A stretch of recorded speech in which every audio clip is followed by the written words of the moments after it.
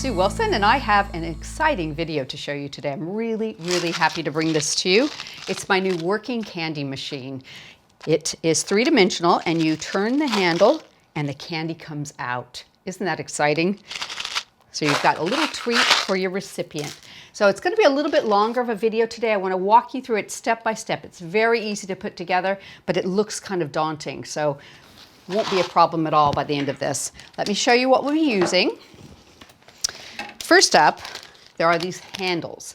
Now this is required so you have something to turn on your machine, and we can just paint these whatever color we like. Here is the die set with the working candy machine. I'll explain all these parts to you so you'll have a clear understanding. And you also need foam core. Now these have been cut out in the center exactly the shape that you need them. We use 2 for a card, and there's 4 in a package of this. And I'm just going to show you how to do a little bit of embossing with it if you like. So I'm using the Deco Rose Swirl. Okay. Pop those to the side. So the first thing you want to do is take a piece of A4 card, and I'm just going to be using white. Cut it directly in half so you have 2 pieces. Now, to know how to line up the machine where it needs to be cut, what you want to do is lay your foam core down, take a pencil, and just mark it right there so you know exactly where that spot is going to be.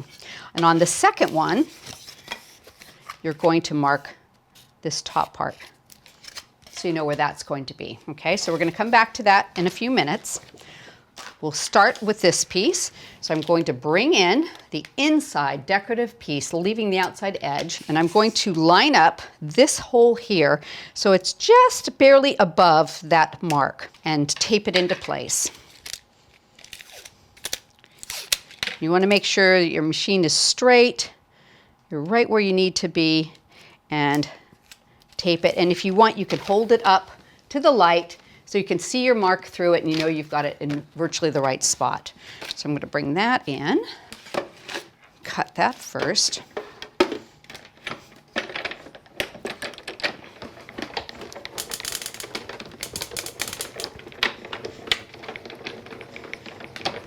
Okay. So let me show you what you have. Take our tape off.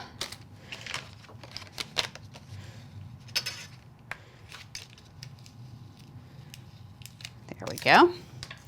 Pop that back into place. So now you can see the design, the overall design of the machine. Now it's important to note at this point, whatever color card you use is going to be your background color. So if you don't want white, if you want it to be gold or silver, whatever, that's what you want to start with. Okay?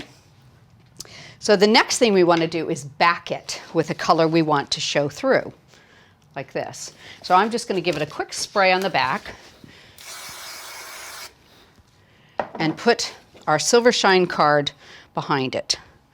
So that will be the color that will show through the back of my gumball machine when it's all said and done. Now, because I've now closed up these holes and I haven't cut the center here, we're going to bring those back in, and they're part of this die set. So I have a center circle, and I have these 2 pieces, which are actually put together as one die. So we're going to slot these back into place and tape them. There we go. There's also another cut line where that tray will be inserted, so I'm going to pop that into place and just wiggle it back and forth so you're sure you have it in the right spot. Recut that, and then we'll cut the opening to the gumball machine with this circular piece. So we'll line that up in the center. Okay, pop that down and run that through.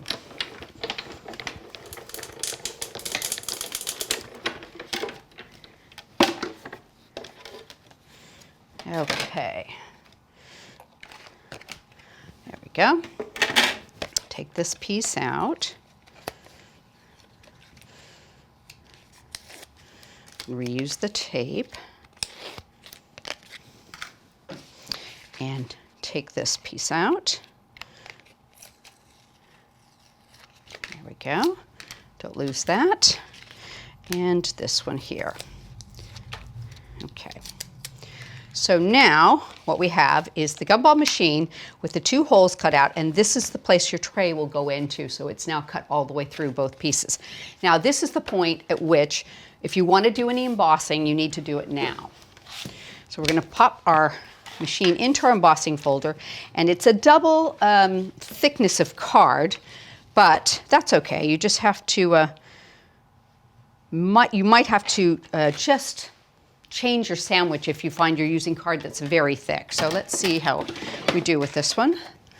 I'm going to try and use it with my raspberry adapter plate.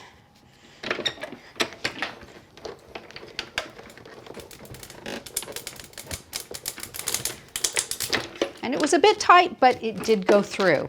So if you find you can't turn it, change that to the white adapter plate that Creative Expressions does, and you won't have any problem at all.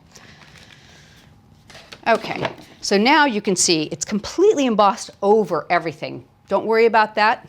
We'll come to that in a little bit. So the next thing I want to do is pop my treat cup through. We're going to get that put into place. So I want to use a little bit of glue around it.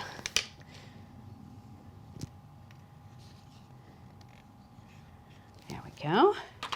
And I also want to tape it into place just to make sure it's nice and secure. I'm going to get that on there, pop some tape around the edge.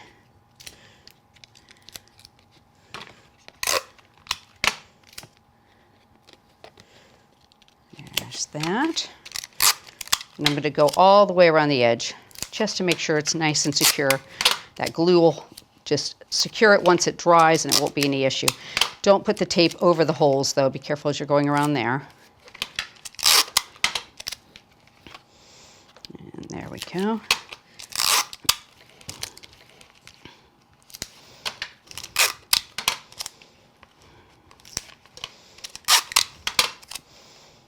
Okay, and there's a little piece right down there. Let's get that into place. Okay, so now we've got our treat cup ready to go. Okay, so the next step is we want to add in the actual color of the gumball machine. Now I've chosen some red card, so I've cut it out and cut the center out of that as well. Okay, so I'm going to tell you what, I'm going to do some spray glue on the back, and then we'll add a little bit of extra glue just to make sure that it sticks nicely. There we go, a little bit through here. And there. I'm trying to keep it away from the mechanism so we won't have anything sticky.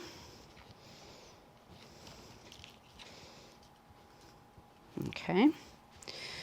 Put this over the top and line that up with the holes that are already cut. Let's give that a second to set up. Okay. Okay, so you can see it's starting to come to life. Okay, so the next thing we want to do is add in our tray. So the tray comes like this, and you just fold up the edges. It's got some score lines, and you're going to tape this, or excuse me, glue this piece here, glue this piece here. So you'll have a 3-sided tray. It'll look just like this. Super simple. So now this next step depends on what sort of cardstock you've used. If your cardstock is a little bit on the thick side, you may want to take a craft knife and just wiggle through this opening and make it a tiny bit bigger. You can tell if you need to do that when you start to put the tray in, if you struggle at all. Because of different thicknesses, there's no way that I could tell exactly what size line I needed here. I always want to make something too small rather than too big. You can always cut it a little bit more. So I find it's easier if you just sort of lean it forward like this, get underneath, and remember you've got a white and a silver card there too. Get underneath the edge of that and just wiggle it in through the sides. And if you need, you can use the craft knife just to kind of push it into place a little bit. Just want to get it through there, okay? Pull it around the back. Oops, let's just push that a little bit more right there. There we go, that should do it. And at this point, you want to nip this corner right there and nip this corner right there. Okay, so right there and there. We're just going to fold this back and around, and we're going to use a little bit of tape on the back to hold it into place. Don't tape it near your hole there. You don't want to cause that to be covered. There we go. Pop that in, and you can wiggle that to the shape you need it to be. Okay, so our tray is in place now. So the next step is the turner knob. Now when you cut this piece, which is in the center, you want to double up the piece of cardstock you use for it so it's a little bit stronger. So I've cut it with 2 pieces of coconut white, and that's when our little turner handle comes in. Now I've taken one of these that's just like this and used a tiny bit of the silver gilding polish over it just to coat it so it matches, and it just takes a few minutes. So you're going to pop this behind, put this through here, and it goes right through that. Now what you need to do is take a little bit of glue just around the base of this, and that will secure it into place. So that will take a couple minutes to dry, not too heavy. And you'll have still enough sticking out here that it's not tight. You don't want it to be really, really tight. A little bit of wiggle room here. So once that dries, then we will have one that turns easily, okay? So I'm gonna go to this one, which I've used that's already dry. Okay, so the next step, I went ahead and did the back of this. So you wanna take your craft knife and just cut this 3-sided, so you'll have a piece that looks like this, and that will bend backwards, and that is where you can refill, okay? Now I've also used this stamp set, which is the gumballs with the You're So Sweet with it. So what you can do is you can take a pencil, line it up, just draw an outline, and you know exactly where it's going to go, and just stamp it into place. So that's what I've done. I've done a little bit of coloring. Now it won't show with the candy, but as you eat the candy, it starts to go down, and that's when it'll show. So it'll be kind of like an extra special little treat for people. So what I'm going to do is tape this in place, and I've already taped the 2 pieces together. So I'm just going to find, there's my tape. Just going to tape it into place. Oops. Around there. It's all the way around there. It's curly. All 4 sides. A little bit more there. And I'm going to put just a little bit around the edge because I don't want the gumballs to kind of get back in there. Okay. And there. And there. Okay. I'm going to line that up, and it should line up just nicely this way. There we go. And I've got that little piece back there. The way I do this is I take a piece of just single-sided tape above that, and then I take another piece, oops, that's not, there we go, a little bit longer, go across the flap, fold it down so I have a little piece I can grab, and because I'm peeling on and off the tape and not the cardstock, it doesn't lose its sticky. Okay, so that's how I hold that in place. Okay, so the next step is we're going to do our assembly. Now the thing that I find easiest to do this way is to take your candy, and I'm just using some really cute little jawbreakers, mini jawbreakers I found, and I'm going to fill this. You don't want to overfill it, but you want to get as many in there as you can.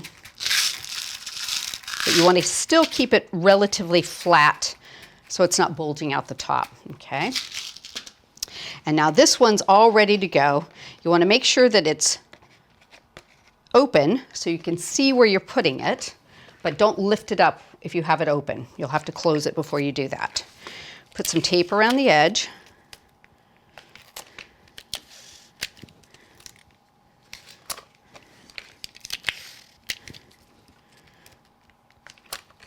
And get it nice and secure all the way along the bottom here. You don't want to get that tape anywhere near that mechanism, but you also want to make sure it's going to stay adhered. So a few around here does the job. And I'm just going to lay that on top. Line that up. Make sure I can see that. Pop that down into place. There we go. Close it. And once I pick it up, I can refill it a little bit more from the back because you've got that space from the treat cup there. But then I should turn it and my candy comes out. So there you have it. So I've now got a few jawbreakers I can eat. And I can share that with a friend, whatever I like. So much fun. And then you can decorate this. You could add a border to the top if you like. You could add a sentiment up above, whatever you want to do. I was trying to keep it very simple just to show the workings and the mechanism for you. But I hope you've enjoyed today's video. It's a lot of fun. I think you'll enjoy making this.